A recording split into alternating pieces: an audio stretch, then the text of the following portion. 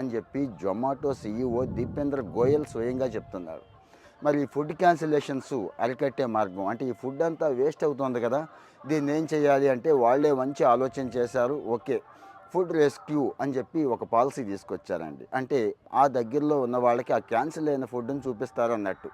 మంచి ఆఫర్లో, మంచి రిబేట్లో, అంటే 50%, 60, 70, 80, 90% ఆఫర్లో ఆ ఫుడ్డు వీళ్ళకి ఇచ్చేస్తారు అన్నట్టు. అయితే దీని మీద అభిప్రాయాలు చెప్పండి అన్నప్పుడు బెంగళూరుకి సంబంధించి భాను అనే అతను ఒక ట్వీట్ చేశాడండి. ఈ దీపేందర్ గోయల్ సీఈఓ గారిని ట్యాగ్ చేస్తూ ఏం చెప్పాడు అంటే ఒక 4 పాయింట్లు చెప్పాడండి. 4 కూడా వ్యాలిడ్ పాయింట్స్ చెప్పాడు. నేను చెప్పడం ఎందుకు, ఇక్కడ చూపిస్తున్నాను చూడండి.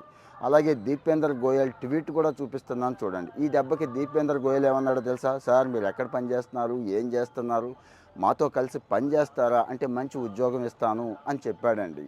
సో మీరు కూడా ఇది ట్రై చేయొచ్చు.